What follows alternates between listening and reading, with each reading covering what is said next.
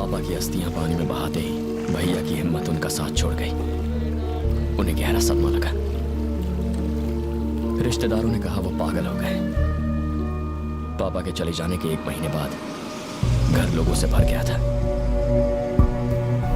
इस भीड़ में हमसे सहानुभूति जताने वाले कम और इस बात से डरने वाले लोग ज्यादा थे कि हम उनका कर्ज चुका पाएंगे या नहीं। मेरी भाभी और उनके पिता ने मुझे ऑफिस जाने की राय दी। मैं उस कमरे में कई बार गया था जब पापा जिंदा थे, मगर कभी ये नहीं सोचा था कि इस बार जब अंदर जाऊंगा तो जिंदगी ऐसा मोड़ लेगी। मोहन कुमार मिश्रा शक्ल से जितना टेढ़ा लगता है उससे कहीं ज्यादा पेचीदा है। पापा कहते थे ये आदमी किसी का सगा नहीं है। ना मेरे पापा का दोस्त था, ना उनका बिजनेस पार्टनर, बस हम इसे जानते थे। पूना में जब इसके पिता की मौत हुई तो ये उनके अंतिम संस्कार में नहीं गया। अगले दिन वहां पहुंचा क्योंकि अगले दिन का एयरफेयर सस्ता था। लोग सुबह जॉगिंग के लिए निकलते हैं तो ये रात को जॉगिंग करता है ताकि कोई पैसे उधार न मांग ले। 15 साल पहले इसकी बीवी ने इसे बिना बताए 10 ग्राम सोना खरीद लिया था। उसके बाद सोने के दाम 500 रुपए गिर गए थे। ये अपनी बीवी से इतना नाराज हुआ कि इसने उससे बात करना ही बंद कर दिया। उसके बाद सोने का भाव फिर से बढ़ गया। साथ ही इन दोनों के बीच की दूरी भी बढ़ती चली गई। बात तो होती है लेकिन मुंह से नहीं, दीवार पर लगे कागजों से।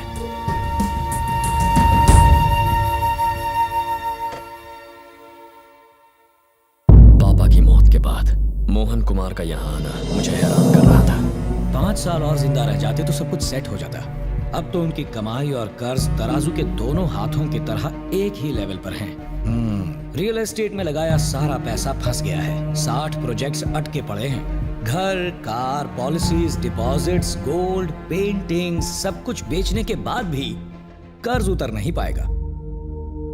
ये सब बेचकर सड़क पर आने का प्लान है तो वैसे इसकी जरूरत नहीं। अपने पास इसका तोड़ है। तुम्हारे पास अभी जो शेयर्स पड़े हुए हैं उनकी कीमत ना के बराबर है। मार्केट के बुरे हाल की वजह से वो रद्दी से ज्यादा कुछ नहीं। इसीलिए वो शेयर्स बैंक को गारंटी के तौर पर दे दो और घर, गहने और बची प्रॉपर्टी अपनी माँ और भाभी के नाम कर दो। अब आगे की जिंदगी 100 करोड़ की प्रॉपर्टी से काट लो। कर्जदारों से कह देना कि तुम्हारे पास पैसे नहीं है। ज्यादा शोर या तमाशा करे तो कह देना कि तुम्हारे बाप के लिए हुए कर्ज से तुम्हारा कोई लेना देना नहीं। कंगाली का दावा करके सिचुएशन से किनारा कर लेना। ये कोई नई बात नहीं है। अमीर लोग तो इस तरह का गेम खेलते ही रहते हैं।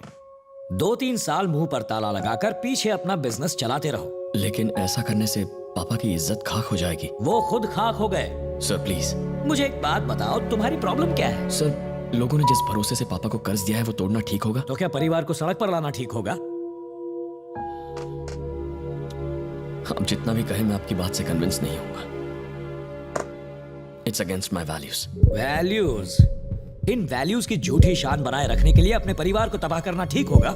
सर, कर्ज चुकाना मेरी जिम्मेदारी है और उसे टालना समझदारी। अगर मैंने ऐसा किया तो मेरे पापा लोगों की नजरों में क्रिमिनल बन जाएंगे। जब भी कोई मेरे पापा को याद करे तो वो उनकी अच्छाई के लिए करे, उनकी बुराई के लिए नहीं। सर, इन पेपर्स पर साइन करके तुम उस कर्ज के लिए जिम्मेदार ठहरोगे, लेकिन अगर तुमने ऐसा कुछ किया तो मेरी नजरों में तुमसे बड़ा बेवकूफ कोई नहीं होगा।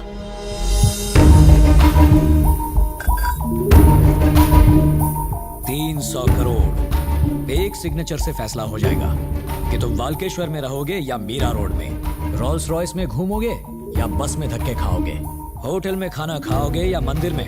ये एक सिग्नेचर तुम्हारी किस्मत पलट सकती है। इसलिए एक बार फिर से सोच लो।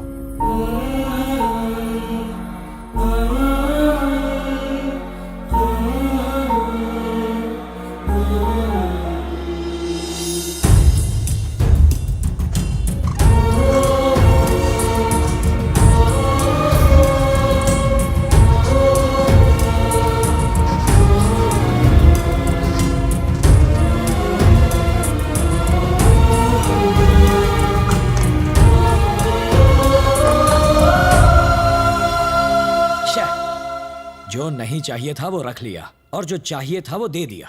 जज्बात में बहकर ये तो अपने होशो हवास खो बैठा है। अब तुम अपनी बेटी की जिंदगी का फैसला सोच समझ कर करना।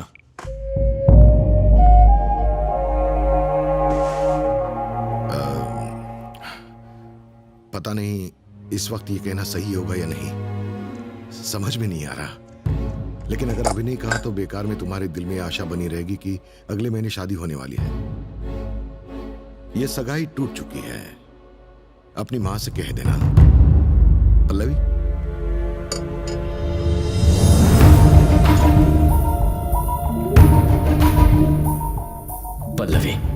के वक्त जब मैंने उसे अंगूठी पहनाई तब भी वो चुप थी। मुझे लगा वो शर्मा रही है, पर अब जब वो मुझे छोड़ के जा रही है तो भी वो चुप है।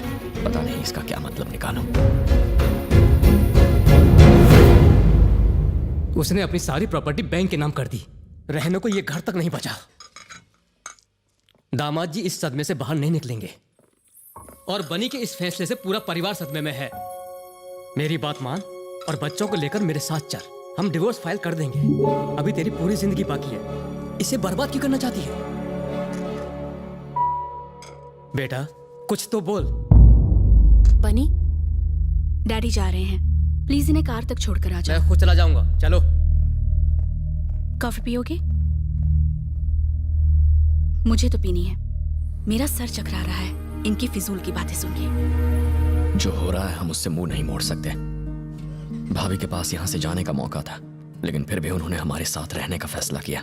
पैसे वापस करने के लिए उन्होंने अपनी घड़ी, अपने सारे गहने तक दे दिए। इतने बड़े दिल की औरत को मैं क्या दे सकता हूँ? चाचा।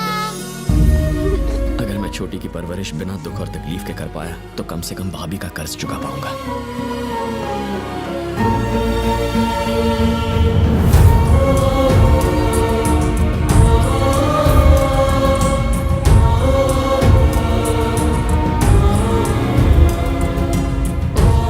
इस 5 सीरीज BMW में लेग स्पेस बहुत कम है। बाबा से कह के एक 7 सीरीज BMW ले लेंगे।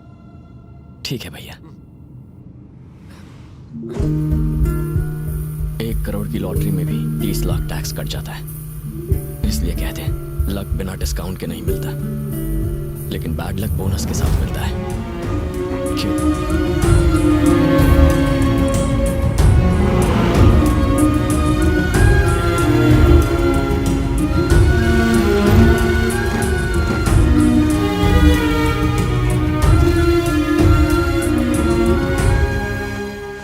जी को घर पसंद नहीं आया, पर वो जानती नहीं है कैसे कहा जाए। भाभी को घर पसंद नहीं आया, पर वो कुछ कहेंगी नहीं। माँ की कोई इच्छाएं नहीं बची है तो पसंद नापसंद की बात ही नहीं आती। भैया उनके सेक्रेटरी जॉन से बात कर रही हैं। उनके अलावा जॉन किसी और को दिखाई नहीं देता, क्योंकि जॉन 1 महीने पहले रिजाइन कर चुका है। एक साइकाइट्रिस्ट भैया को यही समझाने की कोशिश कर रहा है। उसकी फीस बहुत है, लेकिन इलाज तो कराना ही पड़ेगा। We need to follow the protocol. Got it, John? क्या हुआ परी, तुम्हारा चेहरा क्यों उतरा है? मुझे ये घर अच्छा नहीं लगा। मुझे भी अच्छा नहीं लगा। ब्लैह, बेकार है। बट हमें 1 साल तक इसी घर में रहना पड़ेगा। पर क्यों? वो इसलिए क्योंकि मुंबई में 100 स्पेशल बच्चों को सिलेक्ट किया जाएगा। एक चैनल वाले उनके साथ एक रियलिटी गेम शो करना चाहते हैं। गेम? या गेम जो अच्छी तरह से पढ़ाई करेगा, अपनी मम्मी की बात मानेगा, उसे अच्छे पॉइंट्स मिलेंगे। जिसे सबसे ज्यादा पॉइंट्स मिलेंगे उसे मिलेगा एक बड़ा गिफ्ट। अगर तुम जीत गई तो हमें अपनी कार्स और बंगला वापस मिल जाएंगे। मुझे चॉकलेट्स मिलेंगे? बहुत सारे। इतनी? इतनी इतनी तुम्हें इतनी सारी चॉकलेट्स देंगे कि मैं इस फ्लैट का मालिक हूँ। नमस्ते मैडम। मैं आपके पति को जानता था। सालों पहले अपने साले की नौकरी के लिए उनके पास गया था, उन्होंने मना कर दिया। उस वक्त वो राजा की जिंदगी जी रहे थे, वो भी उधार के पैसों पर। जेब में 1 रुपया होता तो भी वो 100 करोड़ का कर्जा लेके ऐश करते थे। बड़ी बड़ी गाड़ियां, आलीशान घर। उनके जाने के बाद जब अकाउंट सामने आया ना, तो बेचारा पूरा परिवार करोड़पति से रोड़पति बन गया। लड़की बाजी, दारू, इसी पे पैसा उड़ाया होगा और क्या।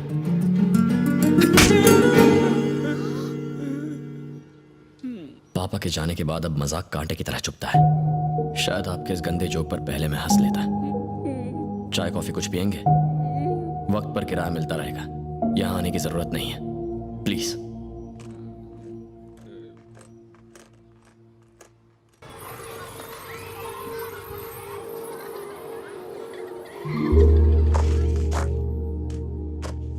नॉर्मली शी इज गुड, लेकिन ये किसी रियलिटी शो में पार्टिसिपेशन की बात कर रही थी और आपके वालकेश्वर वाले घर में चैनल वाले ठहरे हुए हैं और आपके कार शोरूम को सेट की तरह यूज कर रहे हैं। और वो ये भी कह रही थी कि 1 साल बाद जब शो खत्म होगा तो आपको आपकी सारी चीजें वापस मिल जाएगी। अभी से इतना झूठ बोलती हैं, आगे जाके क्या करेगी? प्रिंसिपल मैम,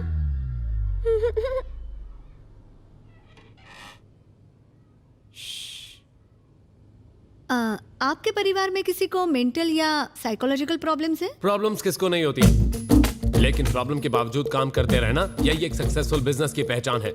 हमारी कंपनी की ग्रोथ एक साल में 50% से ज्यादा हुई है। हमने मार्केट में 400 करोड़ लगाए हुए हैं। एक साल के अंदर हमारे शेयर प्राइसेस 2 नहीं पूरे 3 गुना बढ़ेंगे। I hope you up. तुम कौन हो? ये मेरे कैबिन में क्या कर रही है जॉन? सही कह रहे हैं, मैं समझ गई। एक्सक्यूज मी, या टर्म फीस बाकी है, ट्रांसपोर्ट, बुक्स और बाकी खर्चे मिला के 2 लाख होते हैं। 2 लाख मंथ एंड तक भरनी होगी। Month and? आप भूल ना जाए इसलिए हम फिर से याद दिला देंगे। जरूरत नहीं पड़ेगी।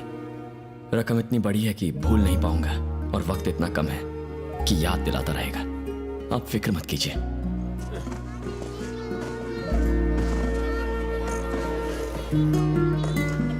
उन्होंने फीस मांगी ना? कितनी? ये रखो। स्कूल बदल दें? नहीं भाभी, जीने का तरीका बदलना होगा।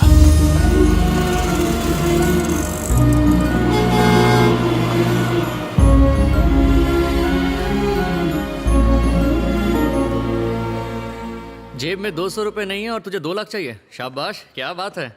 ऐसे में दोस्त भी फोन उठाना बंद कर देंगे। फोन काट और मुझे चैन से जीने दे। ओए, क्या हुआ, जा क्यों रहा है? मेरी भी कहानी कुछ वैसी है जैसी अभी तू फोन पर सुन रहा था। तुम्हें भी लोन चाहिए? मंथ एंड तक। शांति से बैठकर बात तो कर ले। चल बैठ यार। अब मेरी बात सुन, अगले हफ्ते ऊटी में मुझे एक वेडिंग अरेंज करनी है। Thank you. तुझे पूरा अरेंजमेंट देखना है और एक सोलो परफॉर्मेंस देना है। एकदम सिंपल है, वैसे ही जैसे हम लोग कॉलेज में करते थे। तू तो इसमें किलर है यार। बस हो गया? अभी नहीं हुआ है। उसके बाद तुझे शादी में सबसे अच्छे से बात करनी है, मतलब जैसे तू कॉलेज में लड़कियों से बात करता था। बस कर यार। कर दिया, ये ले। ये साला कुछ नहीं बोला। पहले मेहंदी और फिर संगीत। साले शादी में टुन होकर नाचते हैं और 1 से 2 होकर लाइफ की बजा देते हैं। तुझे बस वहां रहकर सब मैनेज करना है और कुछ नहीं। लास्ट में वो तुझे 10 लाख का चेक देगा। 5 लाख तेरे और 5 लाख मेरे। ओके?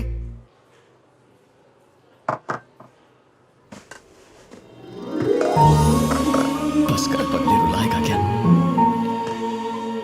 मुझे लगा कॉलेज की दुश्मनी की वजह से तू मेरी मदद नहीं करेगा। है, कुछ भी बोलता है।